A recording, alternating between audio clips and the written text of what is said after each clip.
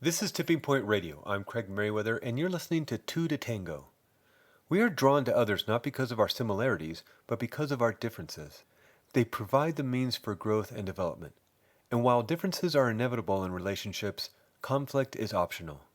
Differences become conflict when there is a power struggle to convert the other person to our way of seeing or doing things. While it is natural to want to have things go in accordance with our preferences and desires, getting caught in the grip of these impulses can lead to the destruction of a relationship. The most important factor in the development of healthy and fulfilling relationships is the ability to manage differences skillfully. Because most of us have seen few examples of effective conflict management, it's likely that we are inexperienced in this arena. Married since 1972, Linda and Charlie Bloom have been working with groups, individuals, couples, and organizations to enhance the quality of their relationships and communication skills since 1975. They both have master's degrees in clinical social work and have lectured, led seminars, and provided consultations at universities and learning institutions throughout the United States as well as internationally. Their organization, Bloomwork, is dedicated to promoting healthy, fulfilling, and successful relationships for individuals, couples, and organizations. They have served as psychotherapists, marriage counselors, consultants, and seminar leaders since 1975. In addition to their academic and professional training, the Bloom's expertise in the field of relationships stems from the experience in the crucible of their own committed partnership of over 45 years. Their best-selling book, 101 Things I Wish I Knew When I Got Married, Simple Lessons to Make Love Last, has been translated into several languages and is distributed worldwide. Since its publication in 2004, it has sold over 100,000 copies. Now here's my interview with Linda and Charlie Bloom.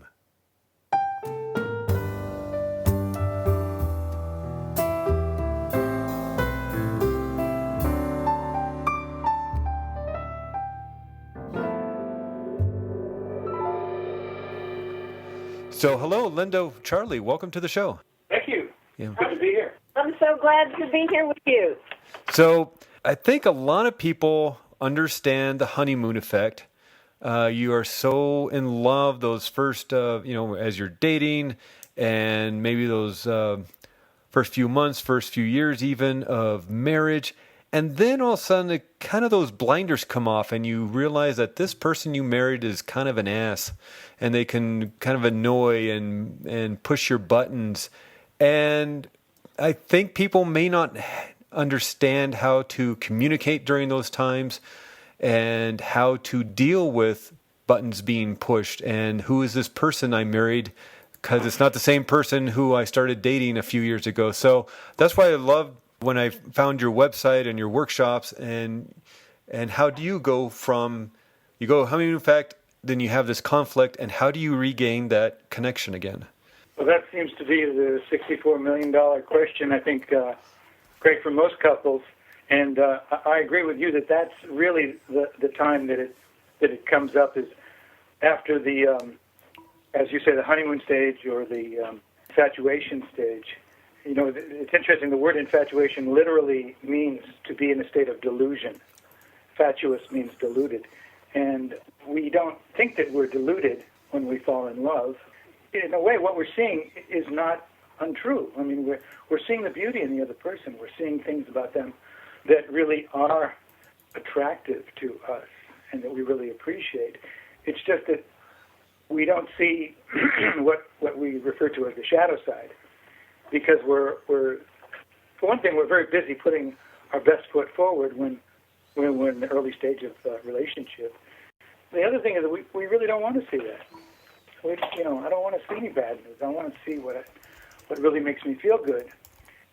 I also agree with you that most couples really don't have much understanding of how to deal with that state of disillusionment and disappointment that they feel when they begin to see, well, maybe this person isn't as perfect as I thought she was, or looks like he's not Prince Charming after all. And at that point, that's a choice point where we can really make a decision about how we're going to deal with it. And if we don't have some clarity about where we're going to go from here, whether we're going to just say, well, I'm going to hang this up and, find somebody who is a better match for me, or somebody with whom I won't have to have these feelings. Unfortunately, that's not likely. So the reason being that nobody's perfect. And we all would like to find Mr. or Ms. Perfect. That is the person with whom I never have to have any bad feelings, never have to feel upset, angry, hurt, scared, lonely, you name it. So coming to terms with the fact that I'm never going to find the perfect person, and the job isn't to find that person. The job is to be able to deal with whoever it is that I'm with and to be as close to the person that I want to be with as I can be. So that's the challenge. Well, it's a challenge, and I think we're all big boys and girls and not expecting the perfect person to walk down the street, but there's also this person who seems to have turned into maybe a more selfish person. And like you say, we're trying to put our best foot forward. We want everybody or the new potential girlfriend, boyfriend, husband, wife to like us, to love us. And it seems like once we are done with that stage, we let our worst side out. Mm-hmm. Well, that's normal development. And we always go out of our way when we're teaching our classes to normalize that situation because every couple has to leave the Garden of Eden. And I think it's so sad when people lose a potentially wonderful relationship at that point and they don't take responsibility for having filled in the unknowns with their own imaginings and to reel those projections right back into their boat, that they were projecting Prince Charming and Princess Charming on the other person. And then when, we're kind of drugged when we fall in love. Things are flowing into our bloodstream. The brain is dumping all kinds of endorphins and hormones and things, oxytocin, that keep us from seeing straight. And then we're challenged to have a mature and deeper form of love after we leave the infatuation stage, when we see our partner's flaws, when we see their selfishness, when we see weaknesses, when we see their fears, when we see these things that we may not have been open to seeing before when we were a bit out of it, then to practice loving bigger and more comprehensively, to love them as is, because we are all so imperfect. And to take responsibility for our own reactivity to those qualities in our partner, report out our disappointment, our sadness, our fears that things are never going to change, that we might not get our needs met, and to reveal these deep, inner, tender, vulnerable feelings, and to share that pain rather than the blame. Because what gets people in trouble is when they start criticizing and assessing and making their partner really bad and wrong, and then that damages the bond, because you hear a lot about attachment with children and parents. Adults need to feel attached to each other for their bond to be strong. And when people feel criticized and held as less than, looked down on, that really harms the bond. So the challenge is, how can we be together and not just stuff our feelings, but to speak our truth without the blame and judgment in it? Okay, but I think the key word is they're together, and some people may be stuck in a situation where the other partner is not trying very hard or trying at all. It's stressful at work, maybe stressful with the kids, and they just want to check out, watch TV, and hang with the boys. Not that I'm focusing on the guys, but they want to check out because they're tired and they're stressed, and maybe life's not going the way they really wanted it to in their career. How do you engage that person who doesn't want to be engaged? That's a great question, and that really is the essence of the challenge, is how does one engage a partner with whom you don't trust they are really fully committed to the same process that you are, which is working things out in a way that the relationship is going to be healthy and to thrive. And, we all have lots of other competing urgencies that we feel the need to attend to, and we have busy lives. And so when somebody says, I need to just chill out for a while, I need to relax, and, don't hassle me with all of, this stuff right now. I just worked a 12-hour day. In many relationships, there is one person who tends to be the one to bring up the concerns about the relationship. The researcher, John Gottman, who's actually got some numbers on these percentages, claims that 85% of the time that an issue or a concern is brought up to discuss in a couple relationship, it's the woman that brings it up.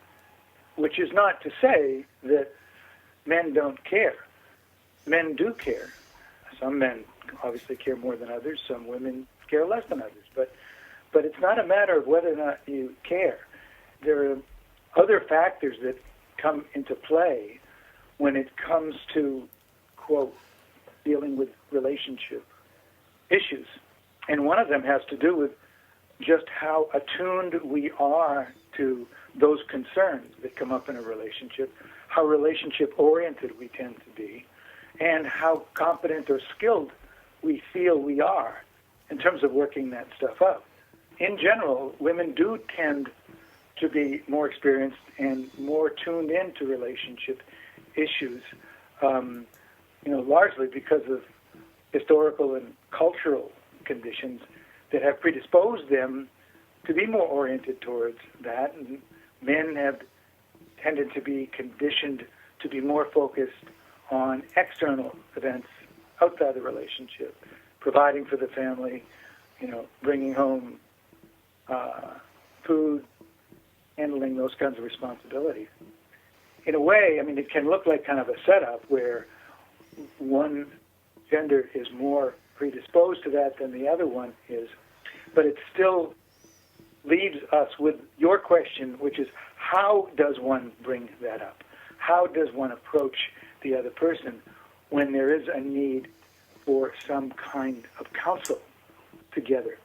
And that's where things break down for a lot of couples, because sometimes out of their frustration, the person who is more concerned about the relationship and perhaps hasn't met with a lot of openness and engagement from the partner can be very frustrated, and that frustration can come out as anger or upset or disapproval or judgment when they present that request to the other person. So, Linda might want to say a little bit about some of the ways that we found that really help in terms of bringing up that what can be a very sensitive, delicate subject for people. How we bring it up really stacks the deck for success. If you're softer and sweeter and you're more gentle about the way you ease into the gnarly subjects, I used to call it introductory remarks, that I'd say, I'm not wanting to speak with you right now to be critical or to put you down. I really want us to be closer, and I have something bothering me. Is this a good time for us to talk? And a lot of people start blurting things out before they even create agreement that the person wants to talk to them about it. And so getting off on a good foot means a lot. And to be careful to talk about our own experience, not emphasizing what they're doing or saying or not doing or not saying, because it's such a thin line between a complaint and criticism, and people tend to back up and close off or get combative or run away when they feel that they're being attacked. It's just human nature to do that. So invite somebody into the conversation with you, and this is a really important part, to appeal to their enlightened self-interest. Because what's true is, if the other person isn't feeling like they are getting their needs met and happy in the relationship, it will drag the energy down in the relationship. And if both people are feeling loved and cherished and honored and bonded and respected and all of those good things, they feel that they're securely attached, that the commitment is strong, they're going to enjoy a happier life. They have this phrase about you have a happy wife, you have a happy life. It works the other way, too. When the husband's happy, the whole marriage is going to work better. And when people start to see the bigger picture and get the eagle vision, they don't want to do selfish things, just getting their own needs met. They want the other person to be happy because they know it's going to all come back on them in a positive way. Yeah, and I think at some point, people have to realize they're not in the honeymoon area anymore. You change and you have the responsibilities of life and career and paying the bills and children, and you're not the honeymooners anymore. You're not the boyfriend girlfriend situation anymore. And you know, use example from my own life. I was stuck in that for a while, and I was like, I don't want to move on. I like being there in that honeymoon effect, and I don't want to pay bills or think about career or promotion or moving. And I was stuck for a long time with that, and I think it's relationship suffered because my wife's moving on to be an adult and deal with life, and I wasn't ready to do that. Absolutely. There is a certain maturity that takes place to accept that we're not, kids just having fun anymore. But I think it's important to be a stand for having little periods of honeymoon throughout the relationship. My husband and I have been together close to 50 years now, and we still have pockets of honeymoon. And I think it's very important to take a stand for intimacy time, where you do not deal with the needs of the children, and you don't discuss the budget and who's going to pick the kids up at soccer, and you don't hassle the issues, that you have date nights that's just for fun for the two of you, and you have emotional and sexual intimacy time, and it's sacred time without the TV on and without the laptop out and without the cell phone interfering. And those little pockets can bring back the beauty of the infatuation stage. And what we see a lot with the couples who come to our counseling practice and also our workshops is they've drifted into being co-parents, roommates, and business partners, and they haven't protected the lovers part. So I think your instincts were correct. It's just that you needed to change the proportion, that the proportion wasn't going to be as abundant as it was before children and the career demands. Yeah, that's actually a great way of putting it. Doesn't mean you can't have those days or those times or those date nights or those mini vacations together. It's just instead of a 3-week honeymoon, you might have a 3-day weekend. Right. Yeah, it's just, it seems so simple that it's really just about communication, but you get that shutdown effect going, and it's hard to get together sometimes and to actually sit and communicate. A lot of people would call that an understatement. I think that we tend to underestimate just how sensitive we are to disapproval and getting advice and direction and judgment from our partner. And a lot of people say to us, I don't understand it. I'm so nice to other people, but with my husband, I just almost like we bring out the worst in each other. I say terrible things to him, or we say terrible things to each other that I would never say to one of my friends, or I would never say to somebody at work. It's a very common phenomenon, and I think that a big part of the reason for that is that we tend to underestimate just how much we have riding on this relationship. For most people, a marriage or committed partnership is the most important relationship that you'll ever have in your life, including with your own children even. because this is the one that's going to, for most people, outlast all of those other relationships. Not that, your relationship with your kids won't continue after they leave home, but, if things go well, the way most couples hope they will when they get married, then you're going to be together for the rest of your life. And we bring a lot of unconscious expectations, hopes, wishes, and needs and desires into this relationship. Unconscious in the sense that we don't even realize just how much we want from this person, what it is that we're hoping that their presence in our life is going to provide for us. And when those needs aren't met, conscious or unconscious needs, when they're disappointed, when they're not fulfilled, there's a lot of anger, there's a lot of hurt, there's a lot of disappointment.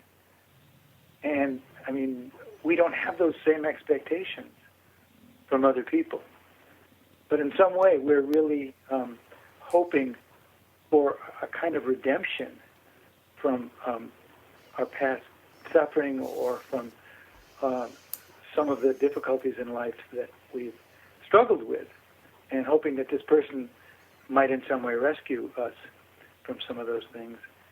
And when they do, we're in heaven. Yeah. And when they don't, it's hell. Yeah. Yeah, and it just seems to spiral out of control. And but I wanted to, that could be. Well, man, this conversation is going so many good directions. But I wanted to backtrack a little because you said something, Charlie. You said you're talking about you go out into the world and you're so nice to other people and polite and loving and compassionate, and then you get home and you're just nasty. And I'm wondering if that's because you feel able to be yourself with this person, and you are grumpy and you are unhappy and you had a bad day and you're stressed and while it's not polite or socially acceptable to be grumpy out in the real world, you can let your mask down and in front of this person. And while that's not fun, and especially if that goes on and on for months and years, there's a certain honesty and trust that has to be there in order for that mask to come down. That's true. And when people do feel safe and secure, they let their dark shadow side leap out. And it's going to happen from time to time. We hope that we'll practice enough self-care so that we're not so strung out and burnt out and overstressed that shadow part leaps out. But it's very important.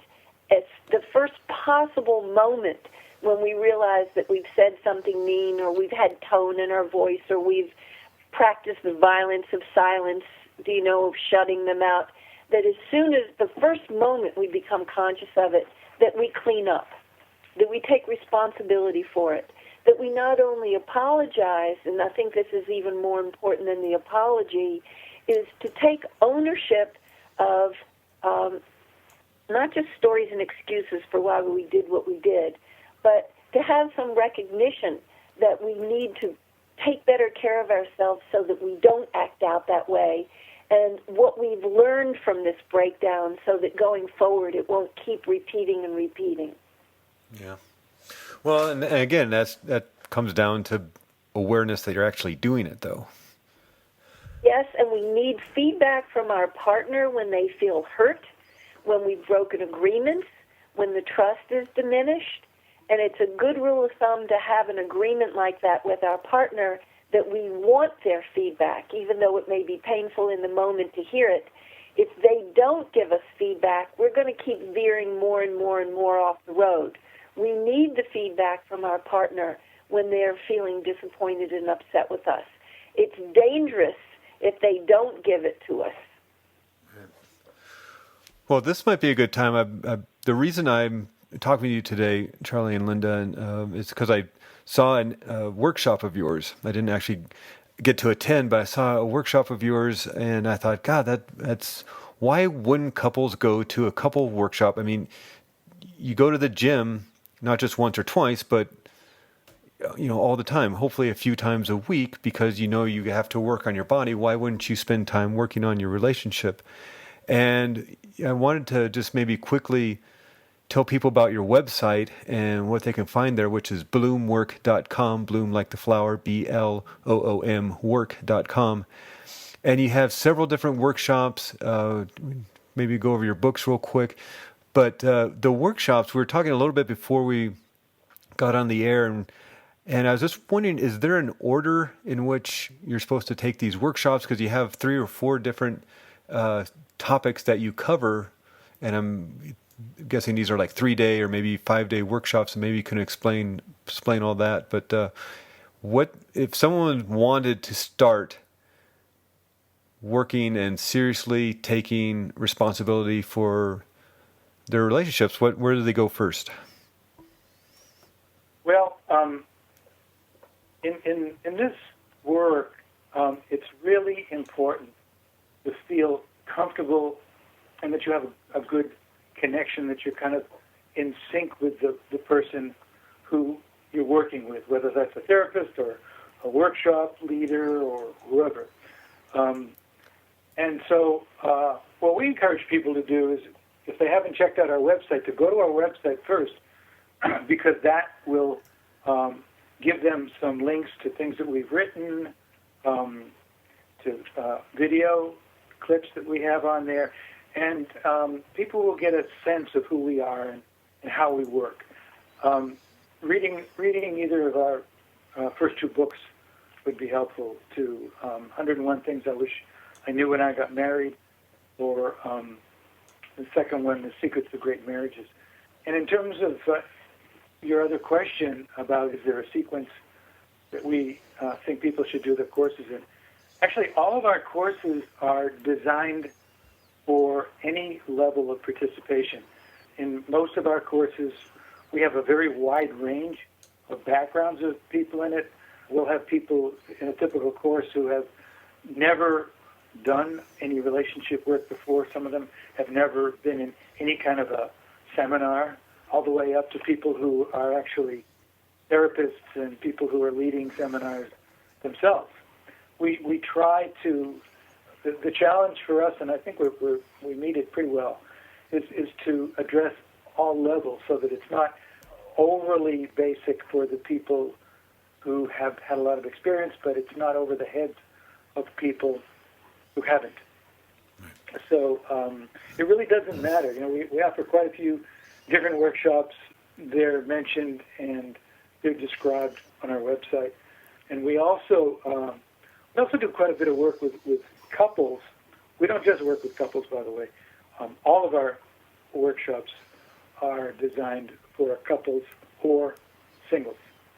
So you don't have to come with a person. You don't even have to be in a relationship if you want to learn more about relationships. That's something that we like people to be aware of also. You know that some people are very private and they don't want to attend a workshop because they think they're going to be compelled to speak in front of the group. And we never call on anybody when they don't have their hand up. Everybody's completely at choice about how much they reveal. And you can be very private in any of our workshops. But there's some people who don't want to go to a seminar. They don't have the patience to hear about other people sharing in issues, and they're really so private that they wouldn't take the chance to go. And we do a workshop just for that couple alone. So people fly in from out of state, and they come here to Santa Cruz where we live, and we spend a day or a couple days tailoring the work just for their needs. Oh. Did you find out about us from the Esalen workshop or the Krupala workshop? Yeah, I think it's Krupala, because I get their catalog, and I think that's where I originally saw it. But yeah, you're all over the place, because Krupala is East Coast, Esalen and Santa Cruz, of course, are West Coast, and so. And we teach in Mexico at a beautiful destination spa called Rancho La Puerta. We were just there 2 weeks ago. That's a beautiful destination in the mountains in Mexico, not too far over the border from San Diego. Nice. Well, I wanted to get back into discussion for a bit, because In your description of the From Conflict to Connection workshop that you do, you say differences become conflict when there's a power struggle. And, that I think everybody would maybe probably nod their heads on that and agree that. And sometimes a person to maintain some semblance of harmony in the relationship might compromise to the point that they feel they're giving more than their fair share. Like they're giving in and letting the other person have their way just to keep harmony and the anger side, or the headbutting, I guess is what I'm trying to say. And that person probably over weeks and months and years of doing that feels slighted and angry, and then you have a real problem. How do you deal with that power struggle if maybe one person doesn't actually see it? I'm very aware about the imbalance in power and how it drags the relationship down to the lower levels, and how the greatest relationships, there's a level playing field where both people feel powerful, they both feel that they take influence from each other well, and they hold each other with deep respect. The second book that we wrote, The Secrets of Great Marriages, we found the happiest couples that we could find, and we interviewed them so that they could tell us in their own words what their secrets to success were. And it was one of the golden threads that went through all the stories, that they shared power well, that they were champs on both arenas, that they could sacrifice in generosity of spirit, they could give, they could accommodate, they could let go of their preferences, and also they were really good with self-care. So they wouldn't sell themselves out so often that they would end up resentful and feeling neglected and feeling disadvantaged or exploited. And I think that that's another way that we appeal to our partner's enlightened self-interest, is this relationship can only be great if it's great for both of us. It's not really going to work well on the long term if it's only working for one of us and the other person is disadvantaged. You can get away with that for a while, but you can't get away with that for the long term. Yeah, and I think it just comes down to how badly do you want the happiness back in the relationship. The happiness in life in general. We teach relationship classes, Secrets of Great Relationships, From Conflict to Connection. We teach a course called From Fear to Fearlessness. We teach love, sex, and intimacy. But we also teach some courses that are not just about relationships, they're about happiness. We teach a course called Thriving and another one called The Art of Joyful Living. And all of the researchers that we hold in high esteem say the same thing about where you get the biggest bang for your buck. In the happiness department, that's from your closest relationships. The depth of the connection, the depth of intimacy that you have with your closest relationships. So when both people are really grounded in that truth, that they are not going to have a really happy life, because most people really want to have a very happy life, they're not going to be able to hit the higher realms unless the people that they're closest to feel like their needs are being taken into consideration too. Both people, this is when it works the best, when they make a pact and a contract. And their contract is, my needs are not more important than your needs. They're not less important than yours. They're not more important than yours. We will keep doing the adjustments to have our needs be of equal importance. And I want to hear from you if you feel like you're sacrificing too much, because we need to put a correction in there. And see, I like that, because what you're saying is you need to have regular check-in sessions. I mean, if you're going to have to adjust here and there and find out if one person feels they're giving more than their fair share, that means, I know a lot of businesses, they have that weekly staff meeting or monthly staff meeting or daily staff meeting to find out where they're at and what they need to do. And why not do that in your relationship on a weekly or monthly basis?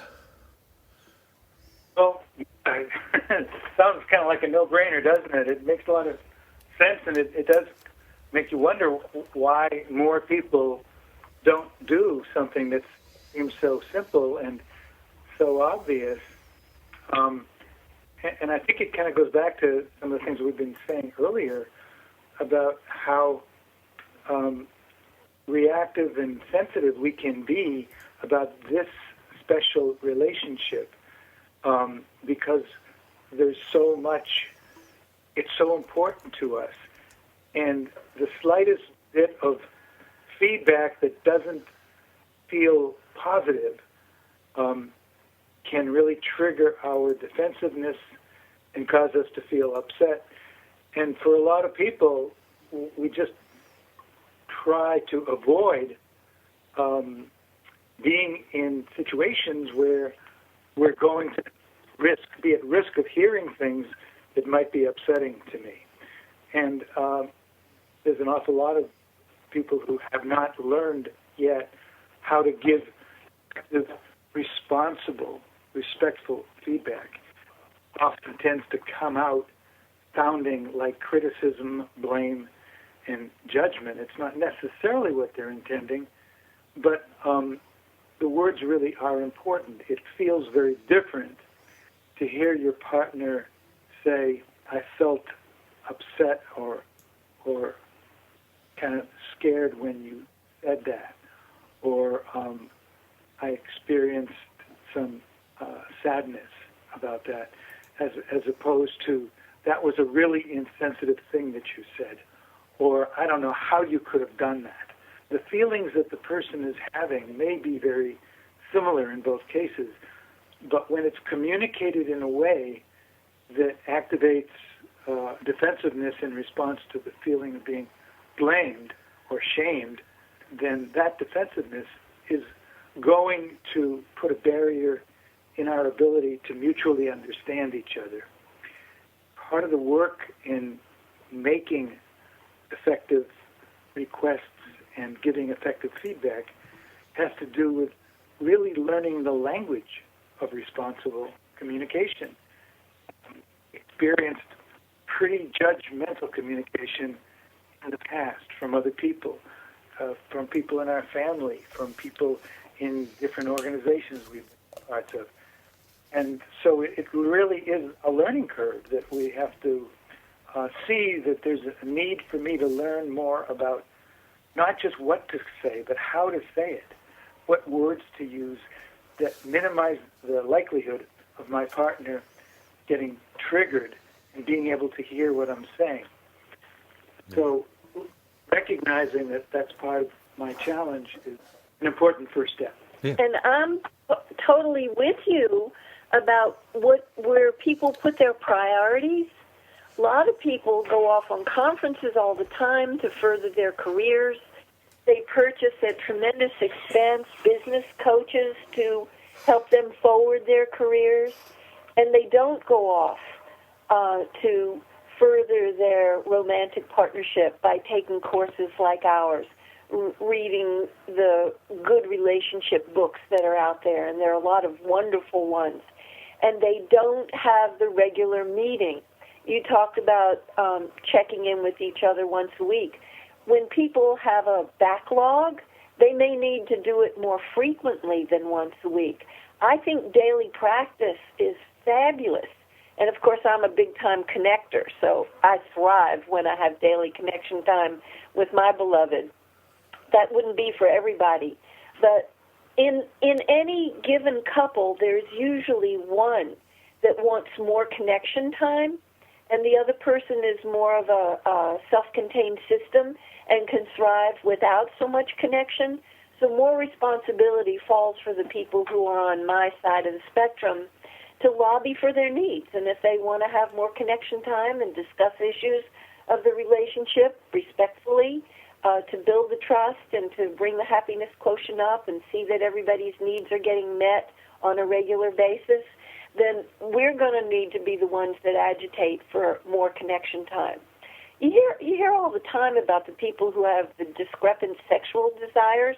The one person's a high testosterone person and the other person's a low testosterone person, and how that can be conflictual if the person who's the high desire doesn't practice patience and the person that with the low desire doesn't practice generosity of spirit. but you don't hear as much about the discrepant desires for emotional intimacy and connection. And I think that it's every bit as important that the person that's high desire for that needs to tell the truth about it, and the person with a low desire needs to stretch into their world of emotional conversations, feeling conversations. Words of affirmation and appreciation and gratitude are very important to a lot of us. Well, I think it's funny you said that, and I think Charlie said something a little bit ago about effective communication and the fact that we really just don't know how to do that. We're certainly not in high school taught how to do that, or there might be a university class here and there that a handful of people attend, but and you go to business seminars and there's topics on negotiating and communicating with staff or managers or clients. But in the end, we just don't know how to really communicate with each other on this relationship level, of this romantic relationship level, I think. Craig, I think it goes back to what we were saying before, or what you mentioned about how there's just a lack of real appreciation for what healthy relationship can mean to your well-being in your life.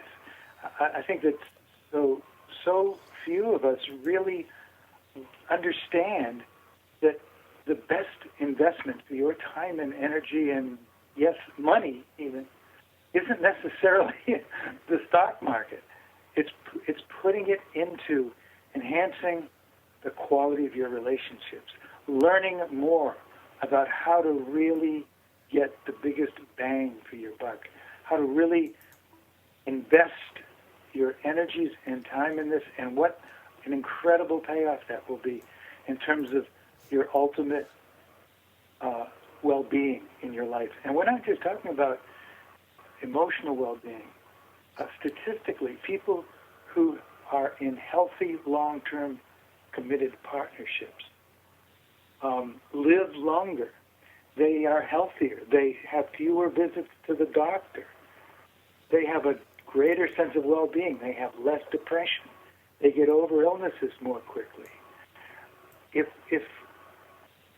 we could realize and really understand that the best thing that we can do for ourselves and the people in our lives that we care about and the world in general is to really learn more about the art of relating responsibly and effectively to other people, then I think more people would invest their time and energy in learning more about it. The resources are there, like Linda said. The books are there. I mean, not all the books are great, but there is some very valuable information. On the web, there's information. There are seminars. There are workshops. There are counselors.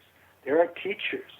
The resources are there. I think when we see just how much we personally have to gain from this, I think the motivation to explore those resources gets stronger. Yeah, I totally agree. That was beautifully said. We're kind of hitting up the end of the clock. Linda, any final words? I just want your listening audience to know that there's a lot of free information out on the web. We blog on 4 blog sites. So I'm delighted if people buy our books and come to our workshops. That would be grand, but some people won't. And we blog on Psychology Today, Psych Central, Huffington Post, and How Do I Date. And so they can get a lot of inspiration, kind of a booster shot to move their relationships up into a higher realm. And I always am appealing to people not to be embarrassed to tell the truth about what they don't know about relationships. Because what's true is there's a lot of things that are really important and essential to learn. Most of us didn't get all that great a start in our families to learn the fine points of communication. I'm not blaming our families at all. If they had known better, they would have taught us. But we are challenged now as adults to take responsibility for finding out how to grow great relationships, which has a lot to do with growing ourselves up to be the finest human beings that we can be and to make ourselves happy so that we can bring our happy self to our partner, and hopefully they're doing the same, and then we've got the makings of a really fabulous relationship. And I always think that while we're at it, we might as well go for the gold. Yeah, absolutely.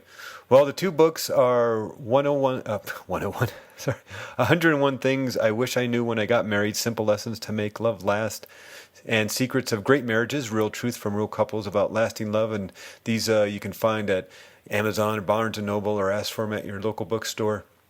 The website is bloomwork.com, BLOOM work.com, and there's interview videos you can watch. There's newsletters going all the way back to 2007, so there's tons of reading you can do. You find out more about the workshops. I think I said earlier there was 3 to 4 workshops. I think there's actually 10 to 12 workshops, different kinds of stuff that you're doing around the country and in Santa Cruz where you live. Of course, there's the intensives that you also do, 1-on-1 or 2-on-2. So lots to look around at the website. And Linda, Charlie, I so appreciate your time. And this is such a huge topic that, unfortunately, I think a lot of us don't put enough time into. And unfortunately, our relationships suffer because of it. So it's great work you're doing. And I think even if you've have the idea that your relationship is good, there's nothing wrong with a tune-up or an oil change to keep this going, because we're all growing and learning and in essence maybe becoming different people, so therefore the relationship's got to become somewhat different to accommodate that growth. So thank you so much. And thank you. I've enjoyed the interview. Thank you, Charlie. Thanks, and keep up the good work. Really appreciate what you're contributing out there also.